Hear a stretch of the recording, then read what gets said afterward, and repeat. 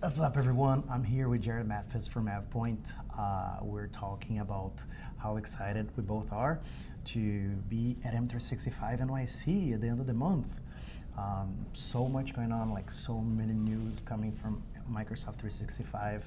And Jared's going to be here presenting back to New York. So Jared, tell us a bit about your session. Yeah, so really excited about it. It's going to be on Copilot Cowork, which is all the rage. I'm going to talk about what it is, how it works, when you might use Cowork versus M365 Copilot. I'll touch on licensing and cost because people always want to know, what's this thing going to run me? I've got a couple of demos, which is one of those I hope it works. If it works, it's amazing. If it doesn't work, I blame the demo gods, and yeah, it should be a lot of fun. Like I love M365 New York. I've been coming for about 10 years now. It's my favorite event. It's always at the end of the summer. Get to connect, get to learn, get to just, again, be part of the community. Amazing event. So question, does anyone have to do any homework in order to attend your session? What do they have to know ahead of time? No homework. Like there's no homework, there's no notes, there's no doubt. Just come, enjoy, heckle a little bit. Not too much. I like a little bit of heckling, a little bit of banter. And I will take you through the basics of what Cowork is, how it operates. I'll show you some examples of how it might help you in your flow of work. And hopefully I'll give you a thing or two to take back with you afterwards. But yeah, no homework for Cowork. Yes. So speaking of Copilot Cowork, if anyone wants to start accessing right now, where do they have to go? Who do they have to talk to? Like, if my organization is new at this, I don't know anything. What is the first step that I need to do?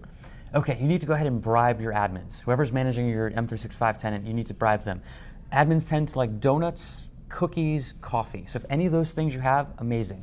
The challenge you're going to find is now that Cowork has gone from a frontier pilot to now it's actually fully production, there's a cost associated with it. The prerequisite is you need an M365 Copilot license. And then you need this new form of currency called Copilot credits. A credit is a penny. And then you might be like, well, what does it cost to run to do a thing? An example. At the AI community conference in New York, I took my usual PowerPoint template and said, hey, let me go grab that new AI community template. To have Cowork reformat it. And I'm going to preface with, it's not the ideal use case, but if you were to, it costs about $10 to go ahead and have it perform that sort of content recreation. So again, that's $10 in addition to my M365 Copilot subscription. So again, bribe your admins. And I'm not going to I go into a little bit of licensing, but I don't want people to boo me during my session, so I won't go too deep. So I think one of the biggest fears that organizations have in this like pay-as-you-go model that we have now, right? Because back in the day, you would get licensed for something, you paid for that, and that's it. Yeah. Now it's like phone bills used to be back in the day, right? It's based on consumption. Yeah. So how can you ease the fear of organizations that say, I am scared of spending too much money on this, or I'm scared of not knowing what the bill is going to be? What do they have to do? Honestly, it's going to be focused on literacy and education. One of the challenges is you are handing over control to the individuals in your organization to use these tools. Obviously, you can put some guardrails in terms of spending limits and on building spending plans so that you won't go above and beyond that. But again, you are consuming real dollars when you're transacting in it. So I think the foundational concept will be when to use what. When would you use the Copilot chat, which is free? When do you need an M365 Copilot license, which is obviously a paid entitlement? And then when might you need Cowork, which is more consumption-based? So that baseline education, and I'll be honest with you, we're all kind of learning at the same time. So if you're like, where's the concrete guidelines? They're being built as the rocket ship is taking off. So, but it all really starts with literacy, foundational literacy, and probably not making it available to everyone, right? Let's go ahead and get a couple folks in there that we think, and help them to understand like where the value is, and then look at maybe scaling it after you've done some learning. Because really, and I think one other like thought is, don't think of it as a Copilot Cowork pilot. Think of it as an experiment. You're here to learn, to then apply that to your greater organization. All about experimentation and learning, and knowing that that's going to cost a little bit along the way. Right. So you're with AvePoint, and AvePoint is one of our sponsors for M365 New York City. So glad to have you here for that.